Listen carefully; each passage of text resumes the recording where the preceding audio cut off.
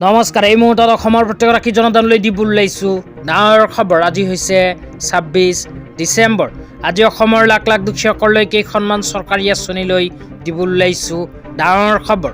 তো যিসকল মানুহে ভিডিঅ'টোত ক্লিক কৰিছে, অনুগ্ৰহ কৰি ভিডিঅ'টো স্কিপ নকৰি প্ৰথমৰ পৰা শেষলৈ চাই থাকিব, কিয়নো এইটো ভিডিঅ'ৰ মাজত মুখ্যমন্ত্ৰী আত্মনিৰ্ভৰ অসম অভিযান আঁচনিৰ পৰা আৰম্ভ কৰি PM কিষাণ আঁচনি ২০০০ টকা প্ৰদানক লৈ কেইখনমান গুৰুত্বপূৰ্ণ খবৰ আপোনালোকক প্ৰদান কৰিম।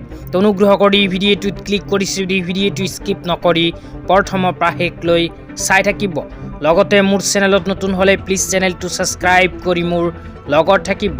তো বলক ভিডিঅ'টো আৰম্ভ কৰি আজিৰ প্ৰথমটো গুৰুত্বপূৰ্ণ খবৰৰ বিষয়ে বিস্তাৰিত জানি লওক। আজিৰ প্ৰথমটো গুৰুত্বপূৰ্ণ খবৰ হ'ল মুখ্যমন্ত্ৰী আত্মনিৰ্ভৰ অসম অভিযান আঁচনিলৈ। তো আপোনালোকে মোবাইল স্ক্ৰীনত চাব পাৰিছে, অসম চৰকাৰৰ ফালৰ পৰা এনেকৈ এখন আপডেট প্ৰদান কৰিছে। ইয়াতে লিখা আছে, ৰাজ্যবাসীৰ বাবে সুখবৰ। ৰাজ্যৰ যুৱক যুৱতীসকলক স্বাৱলম্বী কৰাৰ দৃঢ়বদ্ধ অসম চৰকাৰ। তাৰপিছত লিখা আছে, ১৫ জানুৱাৰীৰ পাছত ৭৫,০০০ যুৱক যুৱতীয়ে লাভ কৰিব মুখ্যমন্ত্ৰী আত্মনিৰ্ভৰ অসম অভিযান আঁচনিৰ ধনৰাশি। তো যিসকল যুৱক যুৱতীয়ে মুখ্যমন্ত্ৰী আত্মনিৰ্ভৰ অসম অভিযান আঁচনিত আবেদন কৰিছে, সেইসকল যুৱক যুৱতীৰ বাবে আহি গ'ল ভাল খবৰ, কিয়নো অসম চৰকাৰৰ ঘোষণা অনুযায়ী অহা ১৫ জানুৱাৰী তাৰিখৰ পিছত ৭৫,০০০ যুৱক যুৱতীসকলক প্ৰদান কৰিব মুখ্যমন্ত্ৰী আত্মনিৰ্ভৰ অসম অভিযান আঁচনিৰ টকা। তেতিয়া আপোনালোকক দিব ওলাইছোঁ আজি দ্বিতীয়টো খুবেই গুৰুত্বপূৰ্ণ খবৰ। আজিৰ দ্বিতীয়টো গুৰুত্বপূৰ্ণ খবৰ হ'ল কৃষকসকলৰ বাবে।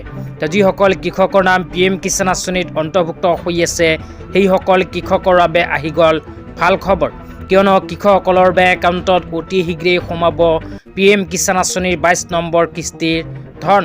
তো PM কিষাণ আঁচনিৰ ২২ নম্বৰ কিস্তিৰ টকা কেতিয়া সোমাব, এই বিষয়ত আপোনালোকক বিতংভাৱে জনাই আছোঁ। অনুগ্ৰহ কৰি ভিডিঅ'টো স্কিপ নকৰি চাই থাকিব। তো আপোনালোকে মোবাইল স্ক্ৰীনত চাব পাৰিছে, নিউজ 24ৰ ফালৰ পৰা এনেকৈ এখন আপডেট প্ৰদান কৰিছে। তো ইয়াতে PM কিষাণ আঁচনিৰ টকা প্ৰদানক লৈ কি কোৱা হৈছে আপোনালোকক বিতংভাৱে জনাই দিছোঁ। ইয়াতে লিখা আছে, PM Kisan scheme 22 installment date. তো কেতিয়া কিমান তাৰিখে সোমাব আপোনালোকক বিতংভাৱে জনাই দিছোঁ। তাৰপিছত লিখা আছে, millions of farmer across the country are early ৱেইটিং 2000 ফাইনেন্সিয়েল এইড আণ্ডাৰ প্ৰধানমন্ত্ৰী কিষাণ সন্মান নিধি যোজনা। তো তাৰপিছত আৰু কি লিখা আছে আপোনালোকক বিতংভাৱে পঢ়ি শুনাই দিম। অনুগ্ৰহ কৰি ভিডিঅ'টো স্কিপ নকৰি চাই থাকিব। তাৰপিছত লিখা আছে, through the official release date has not been announce yet. The money is expected to be transfer in February 2026। তাৰপিছত আৰু লিখা আছে, farmer are advise to regularly check the official PM Kisan portal for updates regarding the pay out status. তাৰপিছত আৰু লিখা আছে, so' far the government has successfully transfer 21 instalment under the income support scheme.